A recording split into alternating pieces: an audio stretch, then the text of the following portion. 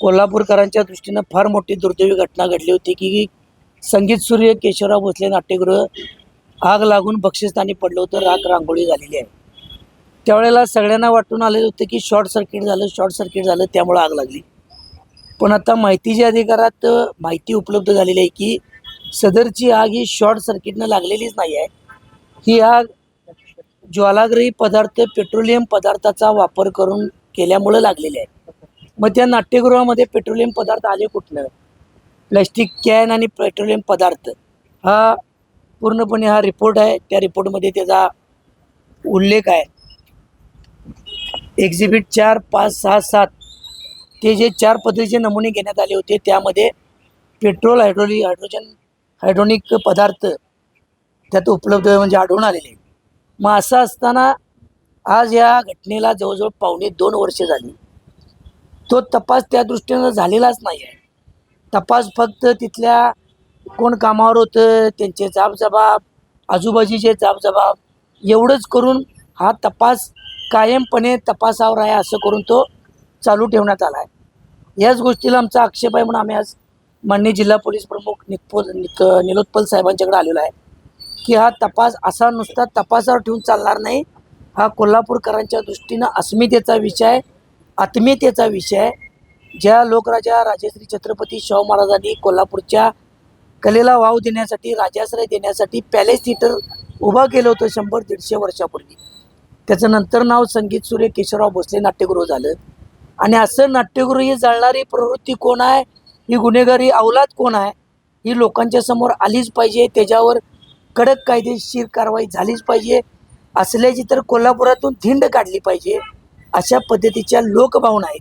म्हणून त्या रिपोर्टाच्या आधारे आम्ही सर्व महापालिकेतील काँग्रेस आघाडी आणि शिवसेना उद्धव ठाकरे आघाडीचे नगरसेवक, माजी नगरसेवक निवेदन घेऊन आलो आहे. आम्ही जिल्हा पोलीस प्रमुख साहेबांना सांगितलेलं आहे यामध्ये SITची नेमणूक करा. अजून अत्याधुनिक पद्धतीनेचा तपास झाला पाहिजे. ह्या केशवराव भोसलेला आग लागण्यापूर्वी 1 वर्ष अगोदरचे सुशोभीकरणाचा जे काय 15-20 कोटीचं काम करण्यात आलं होतं त्याच्यावर वेळोवेळी विविध सामाजिक संघटनेनी आरोप केले होते, आक्षेप घेतले होते की सदरचं काम निकृष्ट झाले, गुणवत्ता नाही आहे. आणि तत्कालीन आयुक्तांनी त्या महिन्यापाठीमागच त्याचा चौकशी चालू केली होती आणि त्याचा चौकशी अहवाल येणार होता 2 दिवसात आणि त्यावेळी ही आग लागलेली आहे. आणि आता तर त्या आगीमध्ये पेट्रोलजन्य पदार्थ आहेत असा अहवाल फॉरेन्सिकचा आलेला आहे. मग हे सगळी काय जातं हा निर्देश? कोणतरी याच्या पाठीमागे षडयंत्र आहे. मग हे षडयंत्र आहे, कोणतरी याच्या पाठीमागे आहे तर ते लोकांसमोर आलं पाहिजे. त्यामुळं हा तपास अधिक गतीनं होऊन SIT नेमून मागील त्या काळातले मोबाईल डाटा असतील ते कशा पद्धतीने डंप करणं हे पोलीस खात्याला काय नवीन आहे. त्यामुळे आम्ही त्यांना सांगितलेलं आहे कसंही करा, तपास अधिक गतीनं करून आणि त्याचा अहवाल वेळोवेळी नागरिकांना उपलब्ध करा आणि लवकरात लवकर गुन्हेगार शोधून काढा. पोलिसांचा तपास होत राहील, पण एक जबाबदार कोल्हापूरकर म्हणून आपण सगळेजण मिळून काय त्याच्यावर आंदोलन छेडणार आहे किंवा ते दबाव गट निर्माण करणार आहे? आग लागली का लावली या संदर्भात 100% आम्ही दबाव केशवराव भोसले नाट्यगृह जळले का जाळले हे जर पहिलंच कालच आम्ही काँग्रेस आघाडी मार्फत परवा दिवशी ते आंदोलन जे रंगकर्मींनी छेडलं होतं त्यामध्ये उल्लेख केला. त्यानंतर परत याला विषयाला वाचा फुटलेली आहे. आम्ही कोणत्याही परिस्थितीत थांबणार नाही. म्हणून तर त्याचे पहिला टप्पा जे आपल्यासाठी कायदेशीर मार्गाने तपास मागायचा जे विभाग आहे तो पोलीस विभाग आहे. आणि या शहर जिल्ह्याचे प्रमुख SP साहेब आहेत त्यांच्याकडे पहिल्यांदा निवेदन घेऊन आलेलं आहे. त्यांच्याकडून बघणार.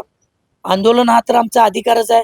नाहीतर उच्च न्यायालय आहे, कायदेशीर बाबी आहेत त्याचा देखील अवलंब करणार. पण ह्याचा सोक्ष मोक्ष लावल्याशिवाय आम्ही महाविकास आघाडी स्वस्थ बसणार नाही.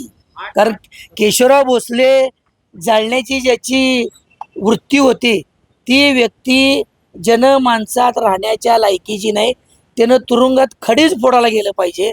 जन्मठेपीची नाही, असल्याला फाशीची शिक्षा झाली पाहिजे. यासाठी आम्ही कायमपणे याचा पाठपुरावा करू. नक्कीच तुम्ही योग्यच बोलला. कारण ज्या लोकराजा राजश्री शाहू महाराजानं जगात ज्या गोष्टी आहेत त्या आमच्या कोल्हापुरात आणलेल्या, राजश्री शाहू खासबाग मैदान, हे केशवराव भोसले पॅलेस थिएटर, जर राधानगरीचं धरण, अजून कित्येक शाहू स्पर्श झालेल्या वास्तू आणि कित्येक गोष्टी आहेत, शाहू मिल, या सर्व गोष्टी आम्ही जतन केल्या पाहिजेत. काही लोकांचा हेतू दिसतोय की या कायमपणे नष्ट व्हाव्यात आणि या नगरीची ओळख जी शाहू नगरी म्हणून आहे ती पुसण्यासाठी पण काही लोकांचा प्रयत्न चालू आहे. पण आम्ही तो पुसू देणार नाही.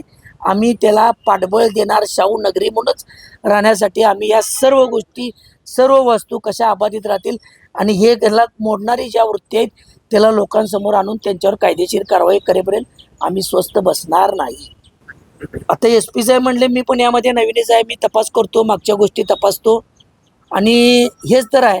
त्यांना आम्ही साहेबांना बोललो की तुम्ही चांगलं काम करलाय, साध्या साध्या गुंडांना आणून तुम्ही धिंड करलाय. खरे गुंड हे पांढरपेशी जी कोण आहेत की अशा वस्तू जाळतात आणि मी त्यातला नवच असं दाखवून आणि लोकांच्या समोर उजळ माथ्यानं फिरतात. हे हुडकून काढणं खरं आव्हानात्मक काम आहे. त्यामुळे पोलीस खात्याला आम्ही सांगितलेलं आहे अशा लोकांचा देखील बंदोबस्त करा आणि साहेबांना देखील सांगितलं आहे मी याचा परत पुनर्तपास चालू करतो, बारकाईनं तपास चालू करतो आणि ज्या ज्या गोष्टी येतील त्या आम्ही लोकांच्या समोर आणि तुमच्यासमोर वेळोवेळी याचा अहवाल देत जाऊ असं त्यांनी स्पष्ट आम्हाला सांगितलेलं आहे. ह्याचा देखील आम्ही संदर्भ साहेबांना दिला आहे. मागचा जो निधी आला होता आग लागण्यापूर्वी त्याची चौकशी चालू होती. निधी लाटलेल्यांचं पण काय हात आहे काय बघा. संबंधित कॉन्ट्रॅक्टर, वर्क ऑर्डर देणारे अधिकारी, कर्मचारी कोणी असू दे, कुठल्याही पक्षाचा असू दे, कुठल्याही गटाचा असू दे, जो जो कोण त्यात असेल त्याचा सगळ्यांचा तपास करा. तपास निरपेक्ष झाला पाहिजे. कोल्हापुरांच्या दृष्टीनं हा पूर्ण आत्मीयतेचा विषय. राजश्री शाहू महाराज इथं नसानसात आपल्या भिनलेले आहेत. राजश्री शाहू महाराज होते म्हणूनच आम्ही कोल्हापूरकरांना जगात ताटमानेनं वावरत आहोत याचं भान आहे. त्यामुळे शाहू महाराजांची वास्तू जाळण्यात जो कोण आहे, जो कोण गुन्हेगार आहे तो लोकांच्या समोर आलाच पाहिजे. त्यासाठी पोलीस खात्याला आम्ही आव्हान केल्याने साहेबांना देखील सांगितलं आहे सूक्ष्मरित्या बारकाईनं आम्ही तपास करू. मग ज्या भावनेनं त्यावेळेच्या लोकनियुक्त सगळ्या पदाधिकाऱ्यांनी किंवा राज्य सरकारचे मंत्री, उपमुख्यमंत्री महोदयांनी भेट दिली होती, त्यांनी देखील याचा अहवाल घ्यावा. हे तपास का पुढे गेला नाही. आज आम्ही ज्या पद्धतीनं पोलीस खात्यासमोर आले, उलट ते तर राज्यकर्ते आहेत, धोरण ठरवणार आहेत. त्यांनी आदेश देऊन तात्काळ गुन्हेगार लोकांसमोर आणणं हे राज्य सरकारचं कामच आहे. मुख्यमंत्री महोदयांच्याकडे गृहमंत्री पद आहे. 9 तारखेला आम्ही देखील त्यांना भेटणार आहोत आणि आम्ही देखील त्यांना ह्याच गोष्टी त्यांच्याकडे मागणी करणार आहोत की लवकरात लवकर केशवराव भोसलेला आग लावण्यात आलेलीच आहे. या अहवालानं सिद्ध झालेलं आहे. ते गुन्हेगार लोकांच्या समोर आणा ही आपली नैतिक जबाबदारी आहे राज्य सरकारची. आम्ही त्यांच्याकडे देखील मागणी करणार आहोत.